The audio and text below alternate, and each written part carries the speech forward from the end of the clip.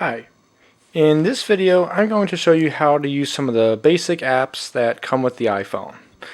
So this is the home screen, and it has most of the apps that are built into it. Okay, now you can download many apps. So they have apps for many different things. And if you want to download an app for whatever, you can probably find one by going to the App Store and just typing in whatever it is that you're trying to do. But right now we're just going to be focusing on the ones that come with the phone, the ones that are loaded on there automatically. Okay, so just a tour. This right here, this first app, is the text messaging app, okay? So it's called Messages. And if you go in here, you can see various text messages, okay? So each one of these is from one person. So if you click on this, you can see a conversation of text that's gone back and forth. If you want to start a new conversation, you can just hit that to start a new one. You can type in somebody's phone number in here, or you could also go into your address book or type in an email, type that in instead, type your message down here. So let's just put in something that would be your phone number or email address. And then you could type in something down here, so that would be your actual text message. And then hit send, and that would go as a text. Okay? Next is the calendar. So it's a calendar, so hopefully no surprises there. So you open it up, it'll tell you what today is. You can save appointments, dates, other things you need to remember in the calendar. I don't really use it, but it's there if you want to start using it. Next is photos. So any pictures that you take with the camera that's built into the iPhone will show up in Photos. Okay, so this is the first screen that you'll see in Photos. Your cameras will be broken up between a camera roll, any panoramas that you might take, and if you've recently deleted anything, you can retrieve it there if it's recent enough. Once you look at the pictures, you'll see many pictures, however many that you have on your phone. So there they all are. And if you want to look at them, you can just touch it, and then you can see it. You can rotate the phone, and it'll go like that. And if you want to zoom in, all you got to do is spread your fingers like that across the picture. And then you can see a zoomed in version. You can also flip between different pictures that you've taken. Okay? So that's pictures. To take the pictures, you're going to use the camera app up here. So you can touch that, and there's the camera. So you can take pictures by just aiming it. Click the button down here, this big white circle right there. So that just took a picture. You can rotate it, do the same thing. And you can even use the volume buttons to take pictures, okay? So a lot of times this is very convenient because you're going to be holding your camera like this perhaps, and you know it's not really convenient to try to hit this button. So you can just press down with your thumb and take a picture like that. So very simple. So again, we push the home button to come back to this screen. The next app is for stocks. So when you first load it, it'll tell you what the market did that day. So it looks like today the Dow went up 1.23%, or if you prefer,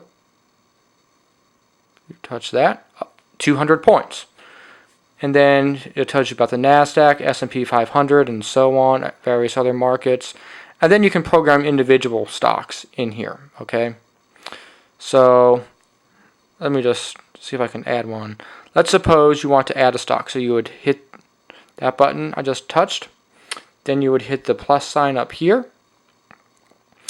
And let's suppose I want to know about Citigroup. So that's a C. So that's their symbol.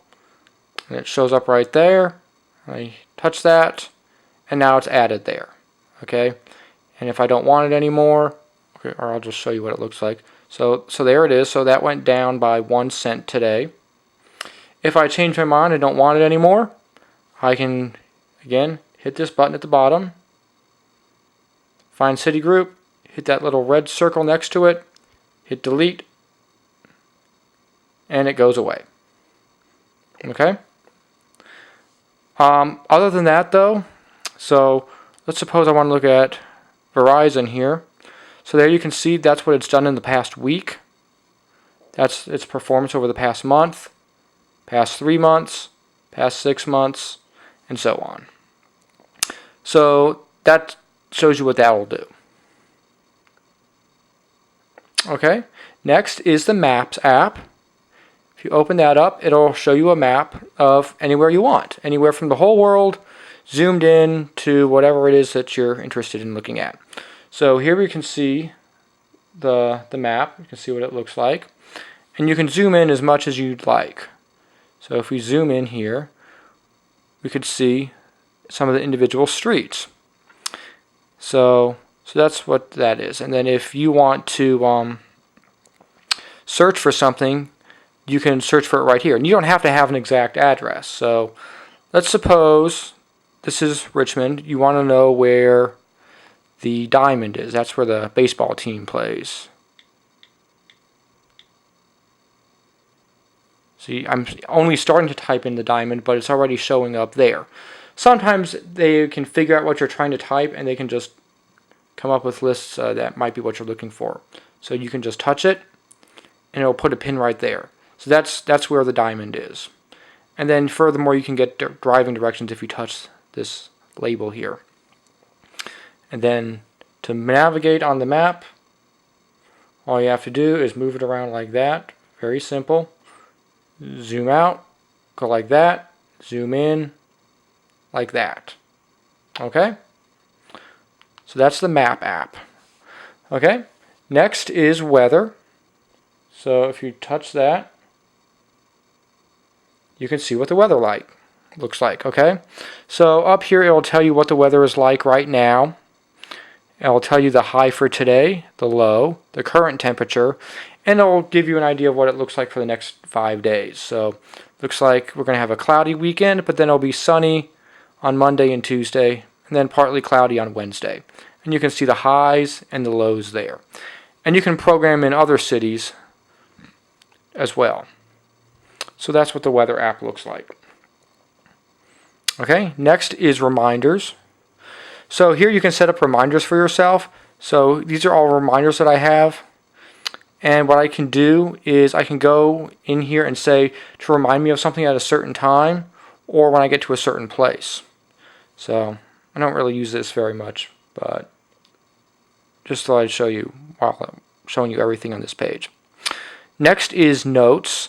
And here you can just use these notes to make notes to yourself. Okay, so this one right here is a shopping list. So I made up a list of things to get next time I go to the store. So that's about all you have there. Okay. Now the next icon on here is actually a group of apps called utilities. Okay, so that's it right there. So here we find 5 different apps. Okay. Now I'll admit that I put these 2 on here, these 2 calculators, and I'm not really sure if I think Apple put that on there automatically. I'm not sure. Regardless, though, this is the clock. So it's just a basic clock, but it has a few other features built in. So here's a timer. You can see it's set for 10 minutes right there. I'll bring it down to 1 so you can see what it does. It's a countdown timer. You can hit start. That starts. Here's a stopwatch so you can start and stop. And you can set alarms. Okay, so each one of these is an alarm that's set off to go to a particular day and time. Okay, so if I want an alarm to go off at 3:40 p.m., I can just turn that on, or turn it off if I don't want it to go off. You can set alarms to go off once or on certain days of the week. So it's really your call. Then over here is the world clock. So you can see what time it is in different places around the world. Next is the calculator. So it's just a regular calculator. So you can do 6 times 3 gives you 18 like you'd expect. So if you turn it sideways, you'll see that there's some more functions. So if you need something more than just your simple arithmetic, you can use some of these. Okay. Next, see, there's the timer. The timer's done. Okay. Next, I'll show you the compass. So this is the compass. Now, you have to calibrate it a lot of times when you first open it. So you just kind of move the phone around, make sure you get that red dot so that it touches all the different points on the circle there. And now your compass is ready to go. So at that point, it'll tell you like which direction is north. It'll tell you like what your heading is. And you can also use it as a level. So here you can see whether I'm holding the phone level or not. Okay? Okay. Next is voice memos. Okay? And here you can record notes to yourself. So you would just hit that button to record, hit it again to stop, and then you can see your recordings listed down here if you want to listen to them again later. Okay. Next is the iTunes store. iTunes has a lot of content on it that you can buy. Mostly we're talking about music and video. Videos could be anything from TV shows all the way up to full-length 2-hour-long movies. So you can go and download them from the iTunes store, but you have to pay money to do that. So it's a lot like the iTunes that you would find on an app on the computer, but it's on the phone instead. So I'll just show you that just to show you what it looks like basically. Okay, so here it is, alright. So let's suppose you wanted to watch. So anytime you open it, you're going to see this screen. So it shows you like what's new or popular right now, okay? So here's some new music, okay? So it looks like there's something by Janet Jackson. Scroll over. Here's something by Avicii, and so on, okay? Scroll down here. Here's some, and these are, I think these are albums maybe. I'm not really sure. These are some of the popular songs that people are downloading right now. Down here we have some recent releases, and then we have some albums that people are selling on iTunes. And as you scroll down, all this is music because we have the music here. If we go over to movies, we can see movies that are available. So you can see that they have Jurassic World available for download. And there's also TV shows you can get as well. So here's a couple different shows here. Okay, moving on though, the next one is Passbook. And I've never really used Passbook before, but the idea is that Passbook is something that will hold like your tickets. So if you're flying somewhere, you could enter in information on your plane ticket, and then instead of showing a boarding pass, you can just show this. So right now this is looking for some kind of barcode to scan, but I don't really have anything to use with it, so I'll just hit cancel, and I'll just get out of this app. Okay? Next is the Game Center. So if you play any of the games on the iPhone, you can use the Game Center to keep track of your accomplishments. It's also really useful because it'll have all your information stored in there so that if you ever switch to a different phone or you upgrade or whatever else, it'll just import all of your data from your old phone onto your new one, so you won't have to start over from scratch in the games that you play. Settings is really how you control a lot of things on the phone. I mean, I could do an entire video on just settings, but I'll just go over a few things here right now. This is airplane mode. Airplane mode will turn off the phone functions of your phone, but in return, your battery will last a lot longer. Wi-Fi will control what Wi-Fi you're using, or if you're using Wi-Fi at all. Bluetooth here will control Bluetooth. Okay, cellular really has to do with cellular data. So perhaps if you're traveling in another country, you might want to turn that off because I think my phone company, they charge like $20 for 1 megabyte, which is outrageous. So you probably don't want to use cellular data when you're roaming and outside of Verizon's network, for example. Other than that, you can see notifications, control center, the do not disturb. That's for if you want your phone to just basically not accept phone calls past a certain time of night, but you still want to have the phone turned on, like you would if it's charging. When your phone is charging, it's on. Okay, you can't have your phone off but be charging. That's not possible. Okay. Here's general. General also has a lot of important things in it. So you can go here. You can see, for example, the usage, which will tell you how much disk space you have. So right now, there's 22.8 gigabytes of disk space used on here, and there's 4.5 gigabytes available for more downloads or pictures or whatever else. And there's other things you can play around with in here as well. Okay. Next is the newsstand. I've never really used this either, but I believe you can use it to download e-books or electronic versions of magazines and things of this nature. App Store is kind of like the iTunes Store, except it's for apps and only apps. Now, the nice thing about the App Store is that you can download a lot of apps for free. Others you have to pay for. Each one will tell you if it says get, it's usually free. But if it's someone that you have to pay for, you have to it'll tell you how much it is. So like this one right here, it says is $4.99. These two don't have prices, so they're probably free. So to get an app, you would just go to search, type in whatever it is that you're looking for, and then let's just suppose you want to look up sports. Okay? So it's searching, and there. So the first thing that comes up is an app called The Score. Okay, and you can get that for free. If you want to find out more info, you can touch it, and then if you hit get, you can then hit install, and at that point it will ask you for your password usually.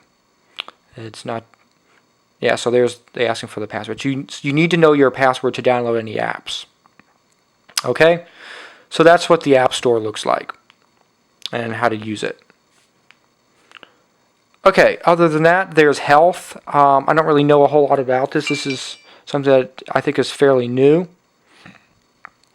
FaceTime. I guess one thing that health does, though, is that it will track your activity level and it'll tell you like how many steps you've walked and things like this.